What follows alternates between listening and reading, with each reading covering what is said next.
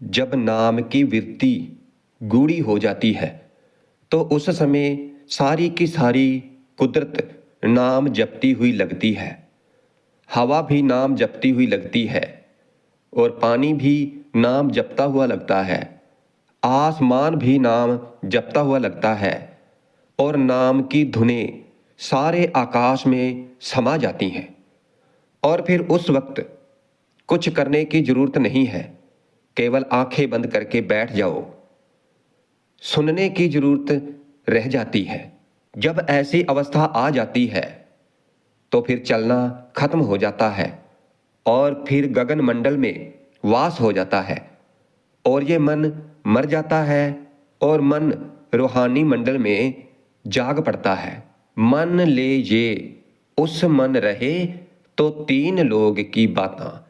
जब ये अवस्था बन जाती है, भूतकाल, भविष्यकाल, वर्तमान और हजारों साल पहले क्या हुआ था, क्या बीता था, तो वो सारा का सारा समा आंखों के सामने आ जाता है।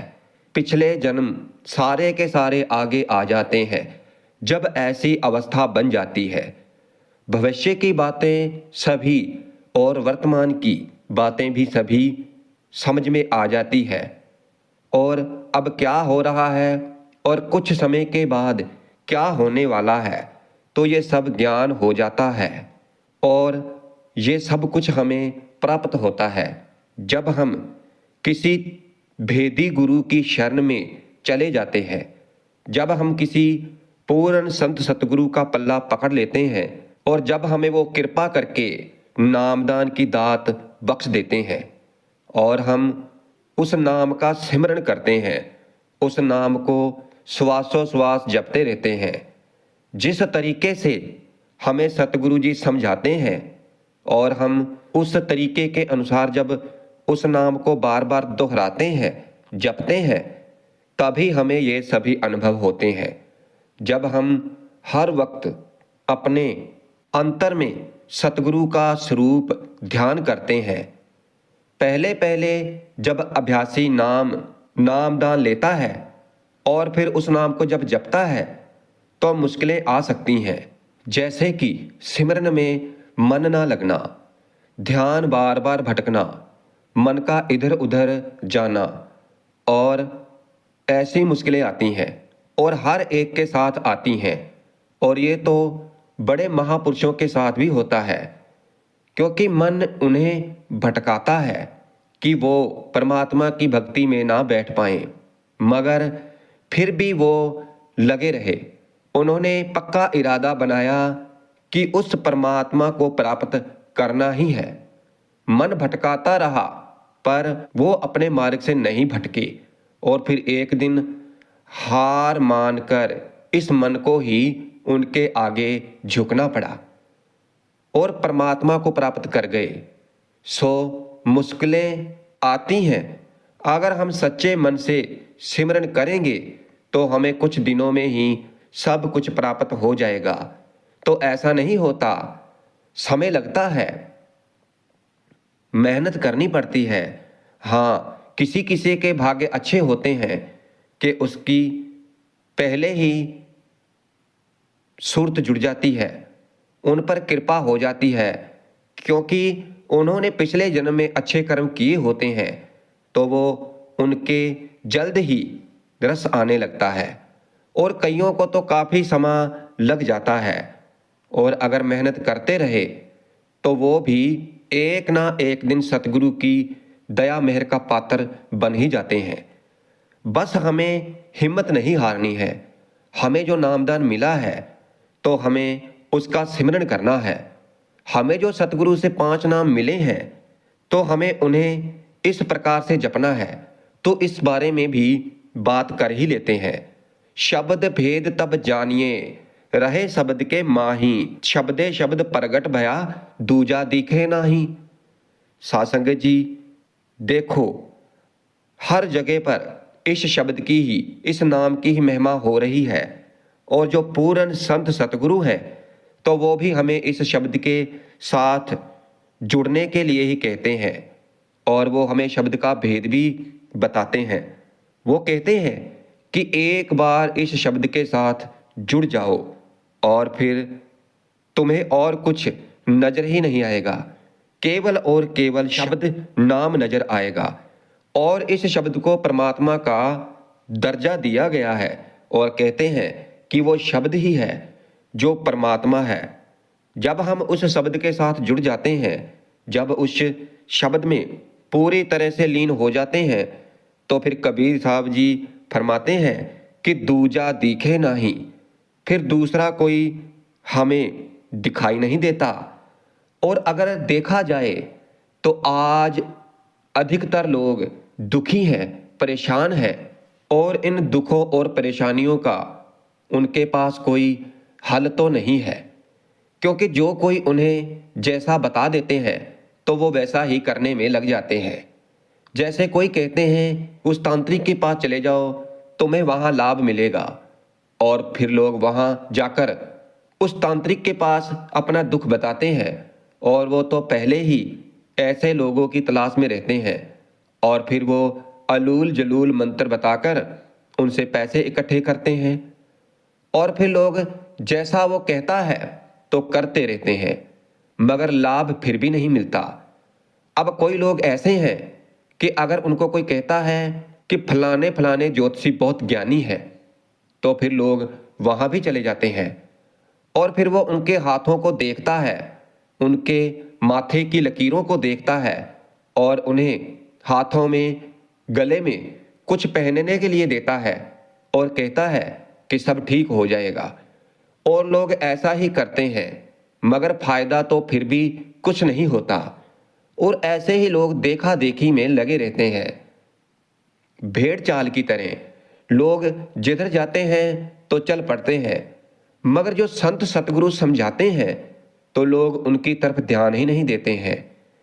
कहा तो जाता है कि इस कलयुग में नाम ही, शब्द ही सहारा है, शब्द ही सब कुछ है। वो 5 शब्द जो परमात्मा के हैं वो परमात्मा ही है, तो उन तक कैसे पहुंचे?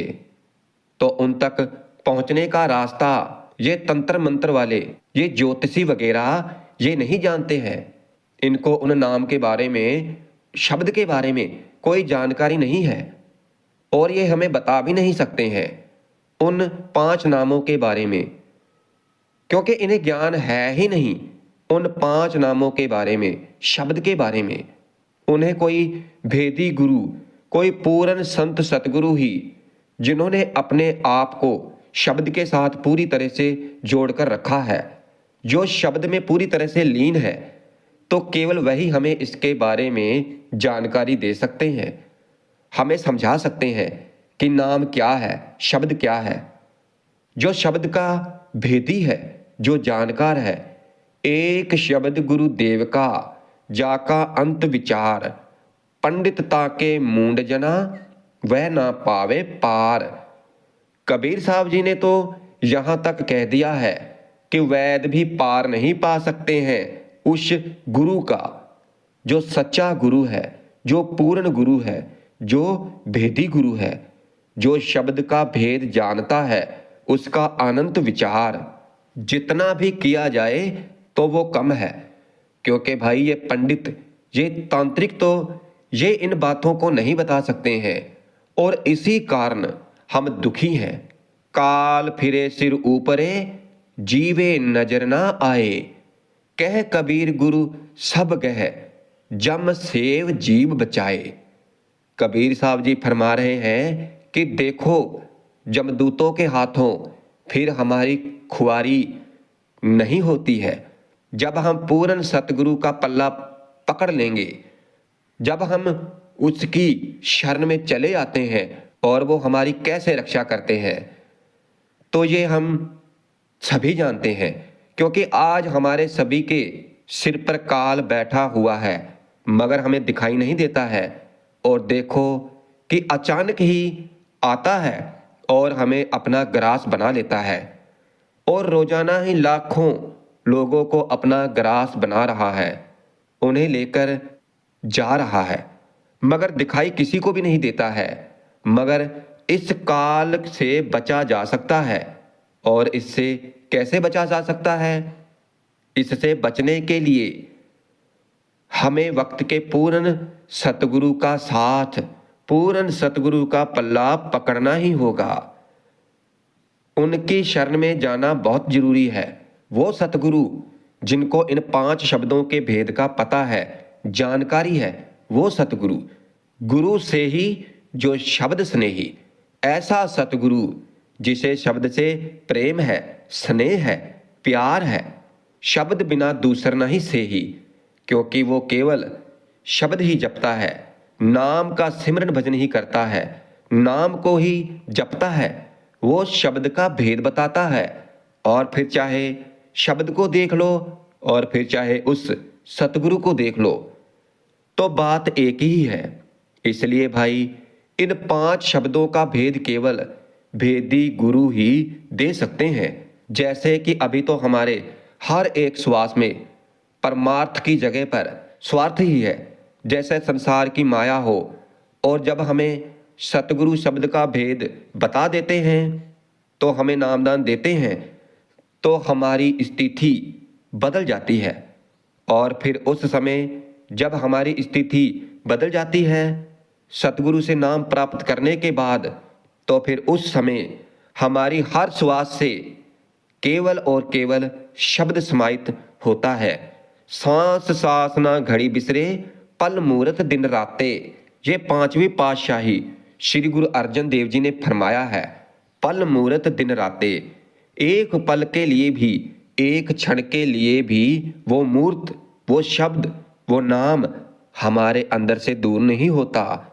अब हम इसके बारे में समझते हैं कि 5 शब्दों के साथ कैसे जुड़ा जाता है।